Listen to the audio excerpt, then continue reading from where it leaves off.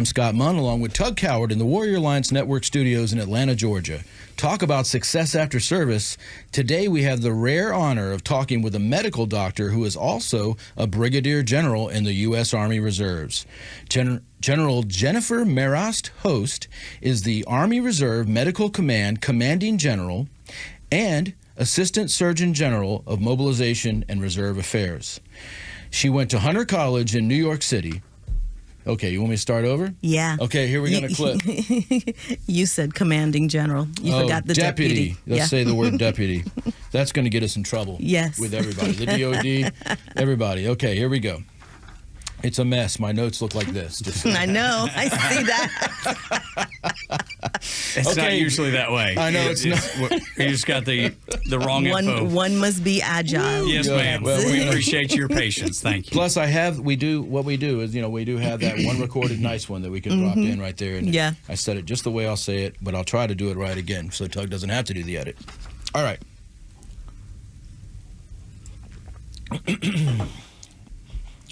Ready, Tug? Yes, sir. Ready, camera? All right. In 3, 2, 1, go. I'm Scott Munn, along with Tug Cowart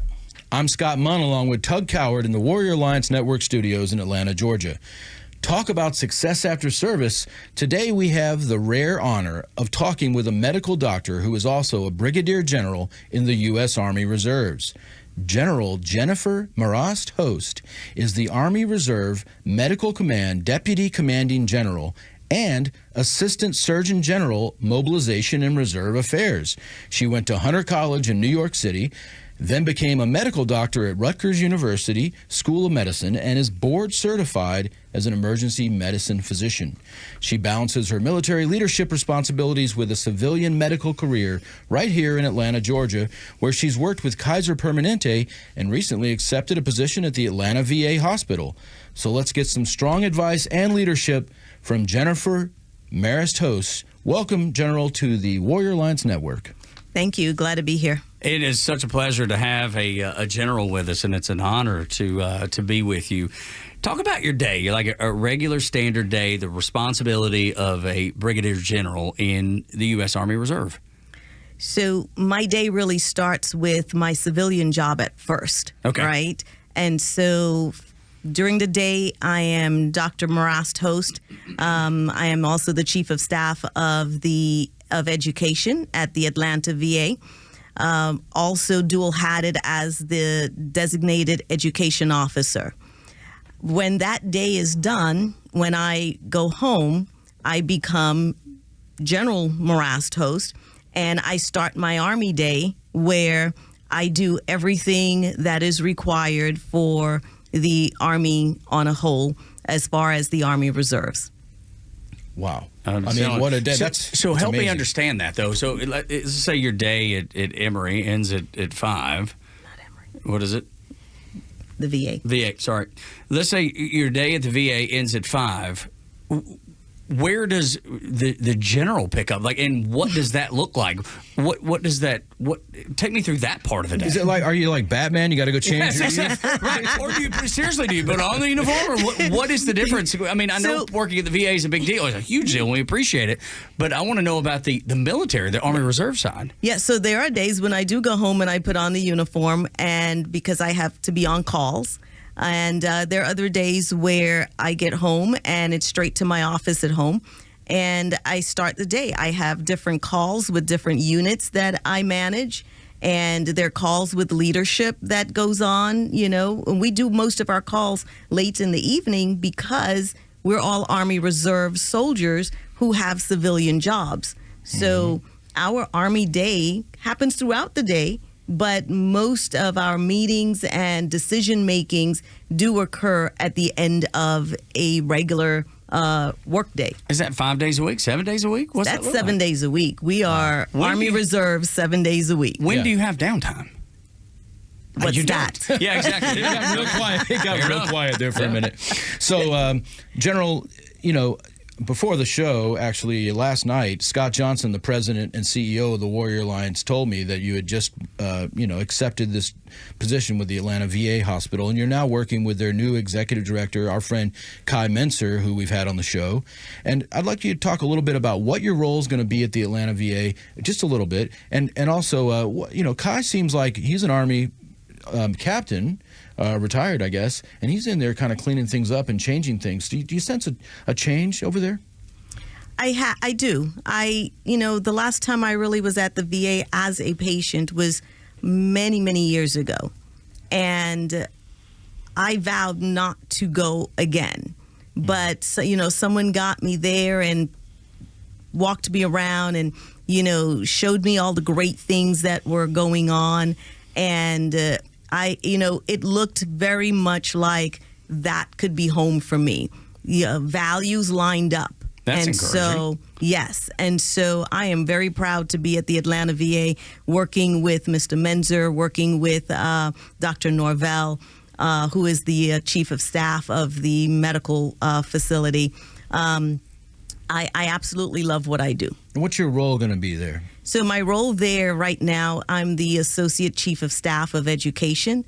So that is basically, I manage the service line that deals with the education of the VA staff, as well as education of the health professional trainees that train at the Atlanta VA. Fantastic. We alluded to it a little bit at the top of the show here, but talk a little bit about how folks in the U.S. Army Reserves and any reserves of any of our services, how do they sort of manage and navigate that duality that it kind of causes in your life and your career? I mean, how do you go from one to the other? How do you manage it? How do you feel whole as one person when you have these two things that are pulling at you like that? So you're definitely dual-hatted every day of your life, right, as an Army Reserve soldier. How do you go about it? It's learning to be agile. It's learning to juggle. It's being a master at it, right? Because there are days where, your civilian job may take priority, and there are days when definitely Army takes priority. And so you have to be able to do that give and take and juggle all those responsibilities to make it work. I've made it work for 25 years now. What happens if you have a meeting with both at the same time? How do you balance? Because it's bound to happen, right? It has to happen. So I've had where, yes, you do have meetings at the same time. That is where delegation of authority and delegation of duties come into play. You can tell I've never been in that position. Well, you have to learn to delegate. That's yes, the thing. Absolutely. So there are things that I must be at, and I will do that. There's some things that, it's not a must for me to be there. I could either send, on the Army side, I can send the chief of staff of our organization or a senior ranking, officer to represent me at something. So that's how you kind of balance and juggle and through when that. you're the general, they got to report back to you. Yes. So you'll there's find out always what that happened. back brief. Exactly. That's right. Mm-hmm. And your military career started as an emergency physician stateside, and then you deployed to the 452nd Hospital in Afghanistan, I read, in 2003 for Operation Enduring Freedom. Was that two extremely different experiences for you, or was there a transition, something different besides, like if you're handling emergency services at home versus a combat situation, or is it just the same? It is a bit different. So when I trained at what the former, St. Luke's Roosevelt Hospital in New York City, we did lots of trauma, best training in the world. It's now Mount Sinai. But that going into Afghanistan and seeing the different mechanisms of injury, basically the foundation of how I trained in emergency medicine, the gap going from U.S. trauma to trauma in Afghanistan, that mechanism, there was not much of a big gap. Though, the mechanisms were different, IEDs, different types of gunshot wounds, but your basic foundation of training as an emergency medicine physician at a trauma center, led me to be able to make that transition very easily onto the battlefield wounds. Absolutely. Where does that passion come from? I mean, you have a storied career as a military surgeon and a leader in the medical field. Have you always had it? Is it something that you developed over time, something you saw a need for, and you could fill that void? What led you to this? Well, I don't know where it comes from, actually, but I think basically I've always, if I'm doing something, I'm doing it 100%. I'm committed to something, I'm committed, right? There's no changing that. The passion, it really comes from the fact that I would think that this is something bigger than just myself. This is something that is, has importance. Lives depend on it. Training people how to survive on the battlefield. If I don't do my job, they will not survive on the battlefield. And, that's poor leadership. And so the passion really comes from the fact that, hey, this is something that is necessary. It's bigger than what I, as an individual, it's a collective need. And the American people pay us to perform a task that they themselves cannot do.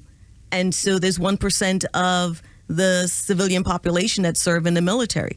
And so it is utmost important for those of us that are still in to have that passion to succeed, train, coach, mentor all of the other service members coming up so that we can continue to win on the battlefield. And that 1% is so courageous, and we thank you for your courage in going to Afghanistan and doing that for us. I bet you saw a lot of other people in action, both patients and medical personnel, who showed a lot of courage. Are there any stories that you can tell us about that time? Lots of stories. Just people doing things that are so courageous. I remember one time sitting in the cafeteria, the DFAC, and looking around, and I see all these soldiers, young men, young women, and some of the weaponry that they were carrying. And I remember distinctly thinking, looking at how young they were and thinking, you know what? This is probably the first time some of them have ever been out of their parents' house. Or out of the state they live in. Out of the state that they live in. Definitely out of the country. Exactly. And, I was just sitting there by myself, just kind of looking around. And that thought just came, like the immense responsibility that they have, that we owe it to them, that they are trained and ready. And so, there's tons of stories I can go on with. And it's unbelievable the ability that they have to take those weapon systems and that technology and to do the work of the American people, to do the work of the United States. And they're just fresh off the farm. You know what I mean? They're fresh out, like you said, out of their parents' house. Yeah. And they're using the most advanced technology in the world. That's why we have the world's most finest fighting force defending this country, and people like you leading them. It's impressive. They're impressive, and you are too. Thank you. And we're talking with General Marrast Host of the U.S. Army Reserves. Very impressive individual. And you've been all over the globe, including positions as the Chief of Staff for the 3rd Medical Command Deployment Support, the Commander of 3D, MCDS Theater Medical Command, which I hear is comprised of 13 units amongst 3 operational theaters in 7 countries. That's a lot of responsibility and ground to cover. How did you do all of that? Long days, commitment. Which you're used to. Right, exactly, which I'm used to. Long days, commitment, and having some of the best staff ever, right? We only accomplish what we do based off of our supporting staff, based off of family, right? Family providing that support to you so that you have enough time to do the things that's required. Absolutely. You got to have a great support system, and always. And it's about developing, and that's what the reserves is all about, really. I mean, the reserves itself is a support system, isn't it? Yes.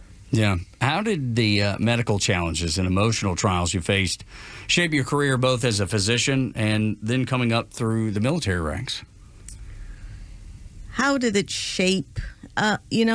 The things that I've experienced, being in Afghanistan, Iraq, and you survive all of these things. So, usually I don't get rattled by things.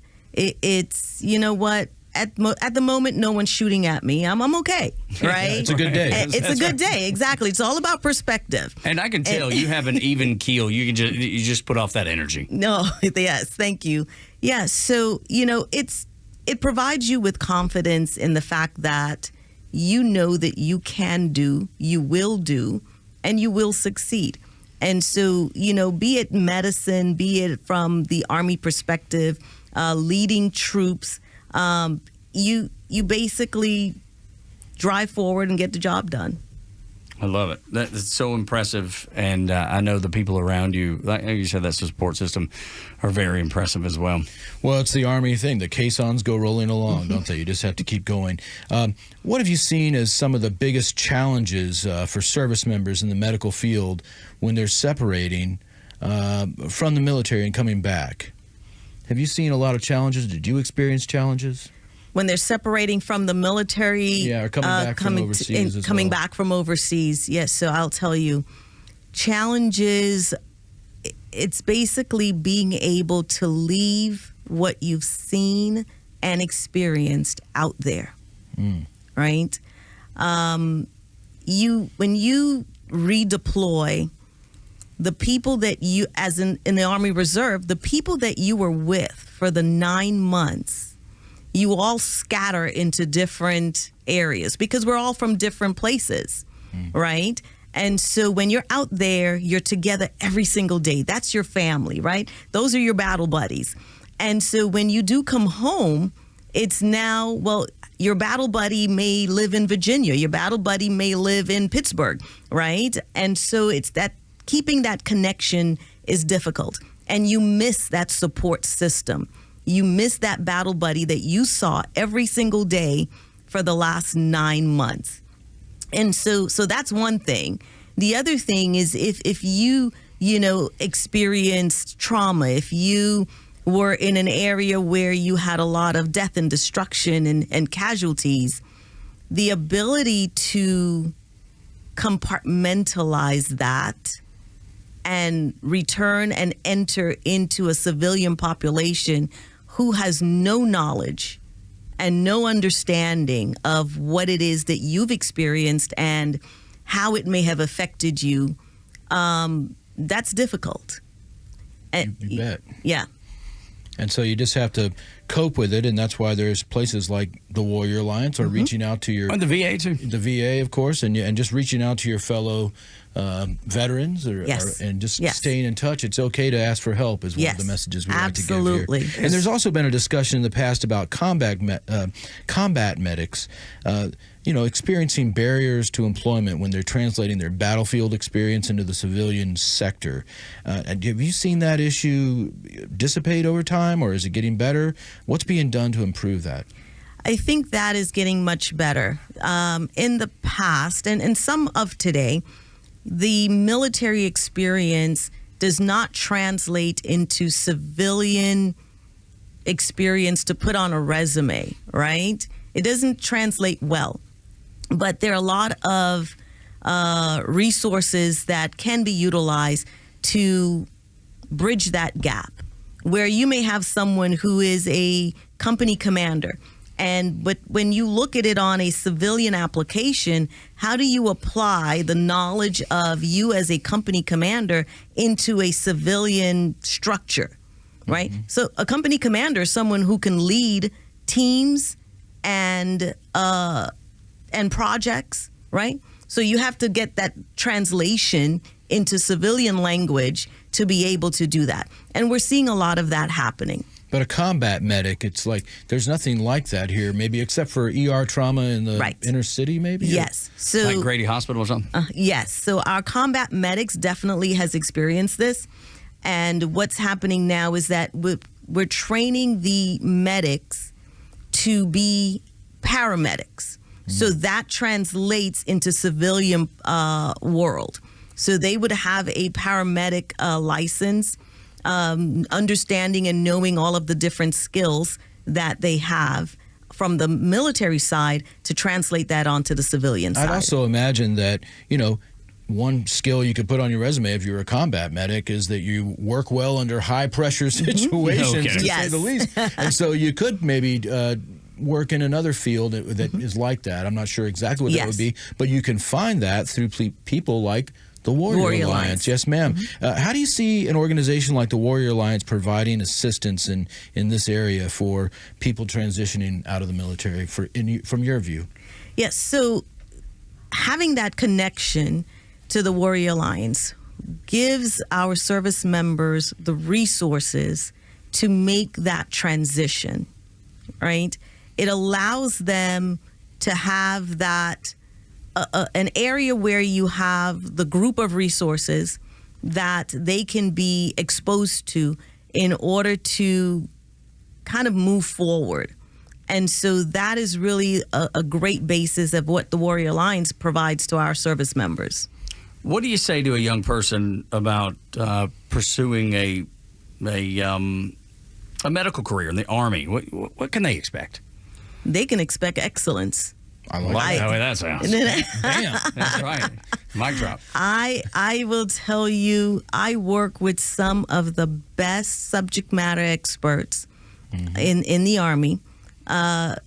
You absolutely have a great organization with great people, knowledgeable people that you will absolutely have no other possibility but to be great. And so I think, I try to encourage people to, to recruit them, because I think that the military provides a great opportunity. It's not a secondary option to me. I think people should look at it as a primary option to moving forward in their lives. And wouldn't you agree that, having subject matter experts, that's a thing that you do in the Army. You have great units, excellence, teamwork, chain of command.